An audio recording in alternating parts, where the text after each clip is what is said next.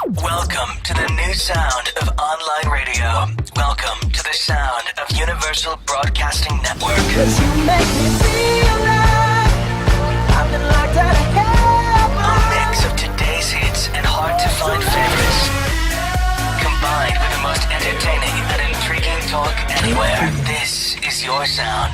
This is the sound of Universal Broadcasting Network at UBNradio.com. She's passionate about telling stories of amazing women who are rocking the world and empowering women to live, love, and thrive. Here's your host, Catherine Gray. Hi, and welcome to the Club Thrive Women's Empowerment Hour. I hope you're following us on Facebook, following us at 360 Karma, and of course also on Twitter and Instagram to stay in the know with our women's empowerment community at My360 Karma. And as you know, we always have on amazing women every week. This week we have on a brilliant businesswoman. Her name is Aggie Kobrin. She not only has been in television production and global events, but she is the co-founder of just launching E360 TV, and we're going to talk about that. Please give a warm welcome to Aggie Kobrin. Hi, how are you? I'm good, thank you. How are you? Good. Oh my gosh, there's so much to talk about because you are a woman that no grass grows under for sure. I probably look who's talking, right? I was going to say, look who's talking. Yeah, that's right. Why we're compadres. And we even have similar names. Did you notice that? I know. I love E360 TV. Yeah. What are the odds? I don't know. Maybe I should be a partner. You probably should. You probably should. Yeah. This is such a cool project that you're doing, and you know, the face of television is really changing in the way that people are able to produce and get their work out. And as a producer, I love this because now there's more avenues for people to reach people all over the world. Many more. It's totally different than just a few years ago. And so it's exciting that you're in on the ground floor of this, really, because it is really just burgeoning in a very big way. And E360 TV, what we're going to talk about is that people can find it on their Roku and find it on Amazon Fire. And we're going to talk about how content providers can get their programming on there. Absolutely. But first, I want to say that your journey to this point was that you actually are a Canadian. I am a Canadian. Yeah. I'm from Toronto. I love Canada. I do too. I do too. I have to admit I'm still a Canadian citizen too. I just couldn't give that up. I'm surprised still half of the country hasn't moved to Canada. Yeah, I am too. There's a lot of talk about that for a while there. I know.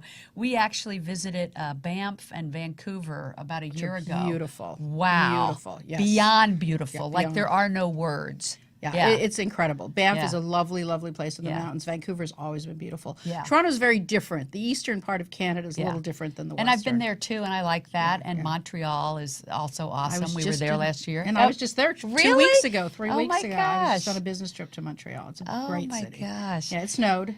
Yeah. It snowed. Yeah, I left here. It was 80 degrees. I got there. It was snowing. So when you were in Canada, you were producing programming. I was. When I was I grew up in Toronto, and then I moved to California, and I moved back when my husband was in grad school, and that's when I got involved in some production. And For big Discovery Network, was it? It was for a group called Canada Media Network, which is a Canadian broadcast group, and then they distribute different places. And Discovery Canada was one of those. So I worked in combination with Discovery Canada as well. And I still am now. Oh, wow. So that's still going on. Oh my gosh, where do you find the time? Well, core business is still events, and Yes. I still do a lot of events. Yes. And that's a lot of the traveling. That's why Yes. I'm leaving tomorrow for another trip. Wow. So that's Where are you still- going? I am going to South Lake Tahoe for 2 days, and then to one of the biggest space conferences in the country in Colorado Springs on Sunday. I do a lot of space conferences. I'll tell you a little bit about that. Right. So this is just kind of a research, meeting some clients and things like that. So you do events all over the world, and I want to talk about how and when you started that business. But first of all, just want to learn about your upbringing. I know it's a fascinating one that your parents were immigrants, and your mom was actually a Holocaust survivor. You were sharing with me, which. You know, when I have different people on the show, people have different experiences with that. Some good, some not so good, just because it's such a horrific thing that they went through. And great. Thank God your mom, as you said, came out of it a positive person. She did. She was one of the Yeah. most incredibly positive people. A worrier, Yeah. always worried something was going to go wrong. And I don't blame her for that at all. As an Yeah. adult, I can see why. But really just one of the most incredibly positive people I know. Yeah. And that had a huge influence on me and my sister. I mean, it impacted us in a very interesting Right. way because she didn't want to talk about negative things. She wanted to talk about positive things in her life and had a great outlook. And speaking about not talking about things, so you told me she never even mentioned about being in these camps till you were like 16 years Not old. when I was younger. Right. Not when I was younger at all. I was aware of it, but more from other family members. And when I was about 16, 17, 15, 16, 17, she started talking about it a little bit. And as she got older and I got older, we talked about it more. But never a great deal. Right. But she would talk about it more. Now, your mom was actually in these concentration camps and lost her entire family Pretty when much. she was Pretty much 18 years 18 old. years old. Oh, 18 my years gosh. old, yeah. She had some cousins. How do you survive that and have a positive attitude? That is really miraculous. It is. It is. You know And- what it is? I think it's living in the present. Like loving your children and Yeah. your family and being able to be totally do you think and I would- grateful for what Yeah. you have. Yeah. I think a lot of it is putting it in the past, and I don't know how she did it either. I could not have done it. I could not. Yeah, some people never get over that, and I can understand that. Like that would break them. I don't know how you do get over it, but she somehow either. did. She somehow did. to And see had- all those atrocities and Oh, I can't even horrors imagine. And, Yeah, I and you can't said even it wasn't imagine. until she was in her 80s that she told you about the last time she saw her brother. Yeah, it was as before she passed away. It was sort of, I don't know, maybe a month or so before, and we started really talking about her family and her brothers and her father and mother. And she did not have a good relationship with her mother at all. I found out from cousins, and then she and I talked about that a little bit. But yeah, it wasn't until very close to the end of her life, which was just a number of years ago, that she actually opened up to me about things like that. So that's what it took. It was so deeply buried, I think, Right. in her subconscious, or it was easier for her not to talk about it. Yeah. And that's probably why she maintained the attitude she did. Right. I think that maybe that's the way it is for a lot of people just with a loss period. Mm-hmm. Like I know when I lost my mom, like I couldn't talk about it. Like I just couldn't talk about it. And eventually you can. eventually you Yes, can, yes. yes. But at first it's just too painful. And her eventually took a lot longer than most people's Yeah. eventually. And the because way it's so she deep. lost them was so horrific. Like I mean, it wasn't just a loss; it was a horrific It loss. was a horrific loss, and she went through a horrific What was the experience. story about her brother? She told me very, very late in her life, as I said, we were just chatting one day, and we started talking about her brother. And she told me that the last time she saw him, she went with a train to a larger city with him. And he got off the train and got on another train going in the other direction. And Like they were going to the camps. They put them on these No, trains? he was in the Army. He was in the Oh, Army. gotcha. So she was on this train, he was on this train, and his train started to take off, and she told me she was sitting there looking at him through the window, and she said she knew that moment she'd never see him again. And she had never shared anything like that with me in her life before. Taking this in a totally different direction, she had that intuition. Mm-hmm. And that is something I believe women have more than men. And I was in a group the other day that we were talking about. It is one of the reasons it's so important that we move more women into positions of influence and make them more at the decision-making table, because we do have the blessing of really having intuition, I think, more than men. We do, and I think there's another side of it, because I work with a lot of men in the technology industry and even the film and the media industry. It's male dominated. It's probably 70-75% male.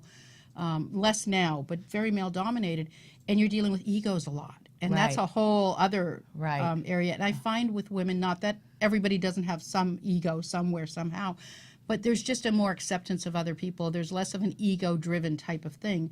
And I have 2 sons, and I'm married, and I have no problem with men at all, and I work with them a lot. Right. But there is a difference in the ego and the statements and the things that happen. And in the industry, both the industries I'm in, because I work in events, which is fairly male. I work in the space industry. Half the shows we do a year are in the space industry.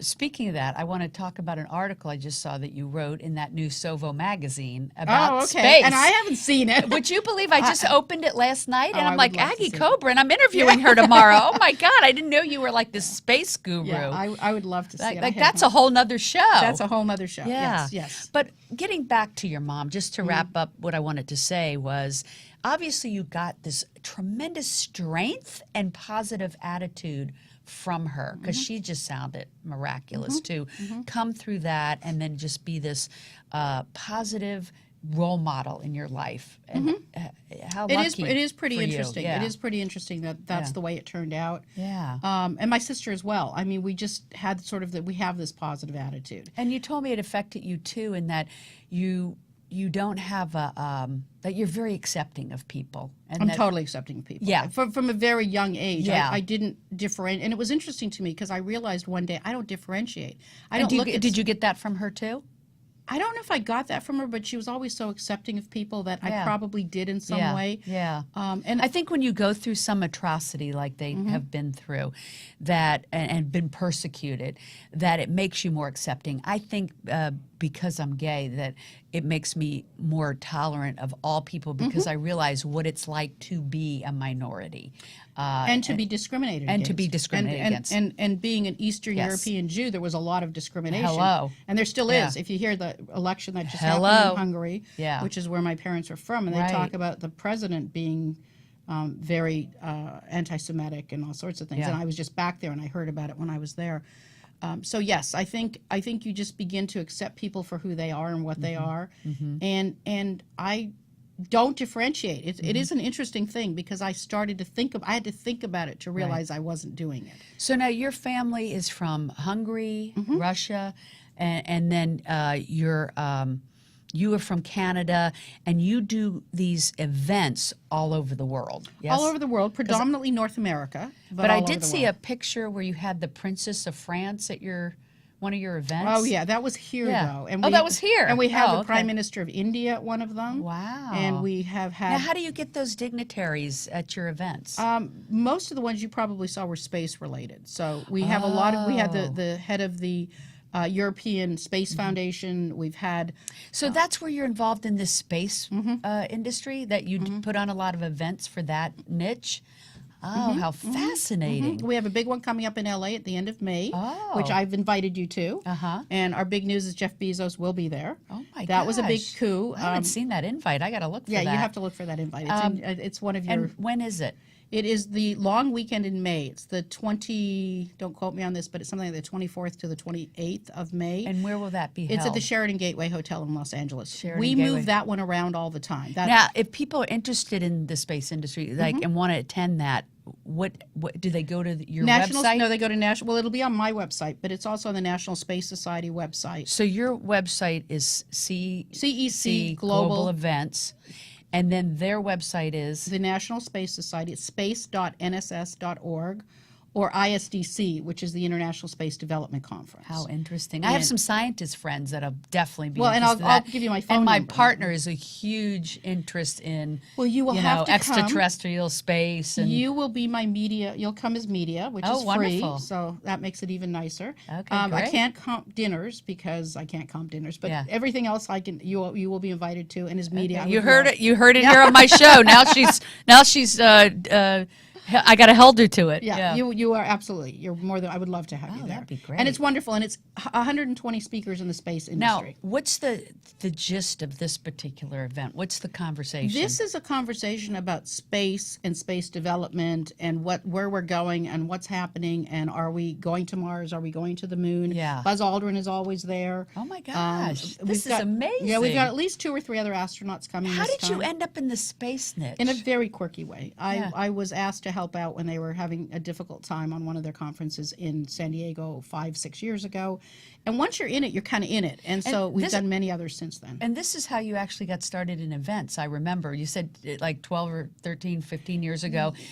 Somebody had an event. You'd never done it. They asked you to take Well, it and- over. You took it from 500 to 5,000. That was- obviously a gift. Yeah, that was a real job. Yeah. I shouldn't say that was a real job. I worked for an HR association. And Yeah. I took their small event and turned it into a multi-million-dollar. And then event. at that point, you said, "Oh, maybe I'm good at this." At that point, I knew I was good at it. I did Yeah. it for 5 or 6 years, but then I had 3 kids. Yeah. And kind of got distracted a little bit. Didn't work in the industry, but volunteered my life doing events. And then we had a situation where somebody somebody had an issue, I was available, I helped out, and that kind of bounced me into this new business. And then you venture. launched it I launched yourself. my own company. And we talked about how starting your own business, like if you actually knew how much work it is, You'd never you do would it. never You do would it. never do it. But You would- but usually, I think what it is for all of us entrepreneurs is that you just love and believe in what you're doing so much Yes. that you just don't take into consideration how much work it is. And you don't care because it's You don't like care. play. I mean, Yeah. it's so much fun to do what you're doing, even when it's stressful, even when you get upset, even Yeah. when things happen. Yeah. It's what you love Oh, to really? do. You have things go wrong? Oh, all Because the I time. never do. Oh my goodness. You run events for thousands of people, you have things go wrong. And Yeah. and you just kind of, you have to roll with the punches. I think that's part of this attitude about it'll all work out in the Yeah. end. And I really do have that attitude. This is not life and death. This is an event. And when Right. things go wrong, you correct them. Right. When there's problems, you deal with them. Right. Some people don't feel that way. And What's some the biggest event you've done? How many people? 30,000. attended? Wow. Yeah, 30,000 Where was is that? the biggest. That was in conjunction with other people, not Mm-hmm. on our own. We do a book festival, and it's 30,000 people on average. Wow, I would love to have that many at my She Angels events I have Yeah, coming up. you wouldn't know what to do with 30,000. I wouldn't know what to You would do. not.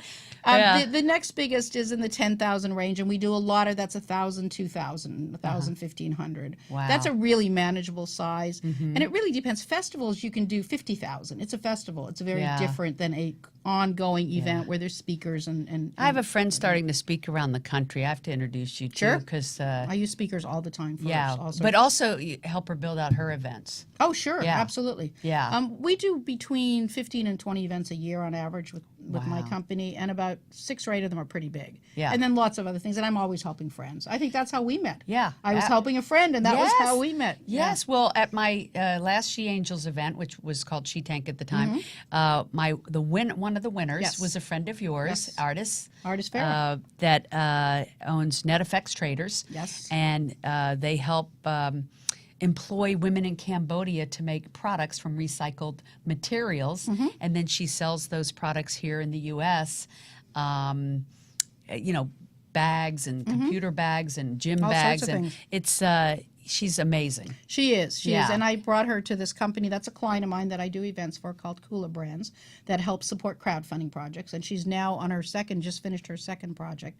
And it is incredible. And it's wonderful what she's doing. It and she's a is. lovely lady. We've worked together for a dozen years probably on events, wow. on books, on all sorts of things. So I've Oh, known her just very a long cool. time. Yeah. So back to space. Yes. All right. Now, this article I read in my friend Sonia Kelly's magazine, Sovo, Mm-hmm. which is really cool. It comes in this plexiglass. You pull it out. It's like a piece you of have it art. here? I should have brought it, but Yeah. I didn't bring it Okay. here. But I'll it's get a amazing. copy. And I open it up, and there's your name, an article about space, and I was totally blown away.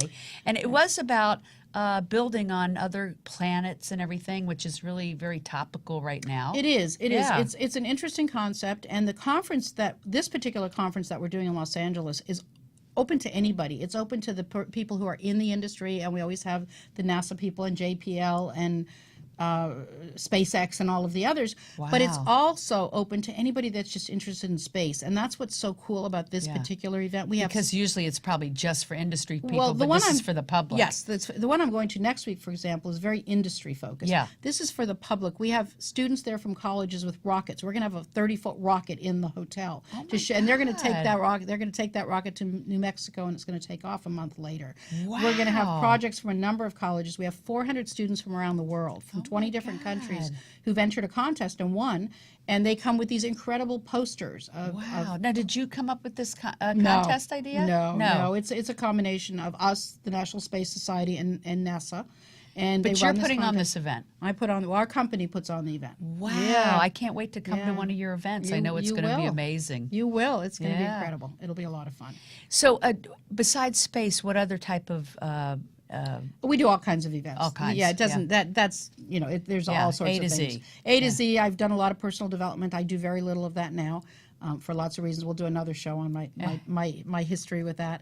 But lots of different associations, lots of different projects, lots of different industries. Yeah. So there's no particular thing. Space is our only real niche. And this year I'm involved with probably about 5 conferences in the space industry over the course of the year. So now, I think the hardest thing for people, I mean, it's easy to get a place, get a curriculum, everything. It's hard to fill the space.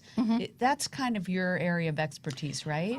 I will tell everybody it's hard to fill the space. It's hard to I fill can put anything anything together. You want an event done. I have relationships with hotels around the country. I have relationships with conference centers around the convention centers. I can put on anything. I have vendors everywhere. And you know how to get people there? I know how to do it. No, I know how to do all of that side of it. The getting people there is the most difficult thing. Absolutely. Some of these things are associations, so we have members, very different. Yeah. Some of these are groups that have ongoing, but I work on projects where we don't have that. And then you've got to market, and you've got to do social media, which you're very good at, is huge to bring people in. Right. Ads are huge, depending on the arena, depending on what it is. But I will tell you that, and everybody's unrealistic about it. Everybody, without a doubt. They're going to get 10,000 people there. They're going to get 5,000 people there. Yeah. I'm very realistic. I try to embed that into the situation. Doesn't work all the time. Right. But what it is, But hey, you've put on 30,000 attending, so I have. yeah. I have. So switching gears, because I know we're already almost out of time. Unbelievably, this is I do so many things. How do I cover it all? I'm going to come back. But I do want to talk about E360 Yes, TV. I'm very excited about what you're doing. So you're launching this new network. Yes, it's launched. It's in soft. It's launched. It's in a soft phase launch right now. And it's like official this later this summer. This June is what I'm thinking. Okay. Yeah, by June we'll be out of the soft launch period and into a real serious launch period. Now, what kind of programming do you have on there, and how do people find it on their Roku or their Amazon Fire? E360TV.com is on your phone or your computer. Yeah. Roku has it as E360 TV. Amazon Fire. Apple TV. There will be others as well. And you already have over 300 hours? We have about 1,000 hours. 1,000 hours. 1,000 shows. They're not hours. We have about 300 live. And it's an assortment of things from, started as cannabis. I will tell you that. We started out with this, health and wellness, cannabis, the influences it has on autism and on dementia and all sorts of things. That's interesting. People are going to want to see that. Yeah, that part of it. And then we've got cooking shows, we've got talk shows, we've got extreme sports. So there's a number of different segments on there. What about space? Anything on space? We are working on space. We don't as yet, which is really interesting, but I'm taking footage from some of our shows. We're editing some things. And that would be great. We are going to have. We are going to have, yes. Yeah, especially with your knowledge and expertise in that. Yeah. We should have more. So what type, if content providers are out there listening, what type of content are you looking for? We're pretty open to the type of content, but it's really important that it be broadcast quality, because we keep getting sent things that we just can't broadcast. Right. It's got to have great sound, great lighting. High definition, because you're seeing this on, imagine a 56, 72-inch screen, whatever. We're posting this on situations where you're not just watching it on your phone or on your computer screen. You're watching it on a 60-inch screen TV, and it has to have the clarity, the sound, the lighting. Right. So and that's with important. Roku and Amazon Fire and what's the other? Apple TV. Apple TV. This has the possibility of reaching millions. Hundreds of millions. Hundreds of millions. Hundreds of millions. And then think about computer and internet everywhere. It's worldwide. We get communications from everywhere. We get programming. And then the format, it can be short format or long format? It can be anything from a few minutes up to hours, but we look for series. So we have a number of series where it's 6 shows, each one's 10 minutes, or it's a special, or it's a, we're looking for very specific types of things. We're totally open right now. We're looking at content. But you did tell me you don't like people to just submit. You like to talk to them first. Oh, absolutely. Absolutely. So that they don't waste their our time or your time. Right. We need to talk to them. We need to send them something that tells them what we're looking for, what our arrangements are. Now, let's say it's a fabulous series. You love it. You want to put it on for them. There's a profit sharing situation. It's a profit sharing. We are getting advertisers, we're getting sponsors, and we share the profits. There's no other costing involved unless we're producing it, and we are producing some of the shows, and obviously there's production costs. But other than that, it's back-end split revenues. That's how we're working it. That's great. Yeah. It's great that you're giving another venue to producers, independent producers. And it's content that people need to see and want to see, but it's not the kind of content you might see elsewhere. I love that. Yeah, it's just, and we are finding some incredible content out there that people have already produced, and they've tried to sell it or they've tried to do something and they haven't been able to, and we're another option for So we're going to wrap up right now. What's the most interesting one that you've had submitted? I think some of the cannabis ones have been incredible. You know, how it affects Yeah. autism, how it affects dementia. That is interesting. Yeah, it's phenomenal. And I want to see that. people don't realize, I was involved in a lot of cannabis events, and that's another story. People don't realize how positive those effects are because we have this weird connotation of marijuana. Right. The reality is it's just an incredible healing agent if Yes. you do it right and you know what you're Yeah, doing. people do need to be educated. They about need a that. lot of education, and Yeah. I consider us one of the educators in that field I and some love others. that. Yeah, and space. Yeah, well, keep doing this amazing work you're doing. Thank you. are an incredible woman and doing so many trailblazing things. And, you know, I Thank think you. you are. As are you. I'm happy. As are you. Thank you. And I'm happy to have you on the show because I think people like you inspire other women. Thank you. So I hope so. thank you so much. Be sure to visit E360 TV on your Amazon, your Roku, or Apple TV. Or visit them online. And we will be back next week with another great guest. So, you know, visit us at 360 Karma and let us help create your fate. Get out there and get going and make the world a better place together. Hugs and happiness. Have a great week. Take care.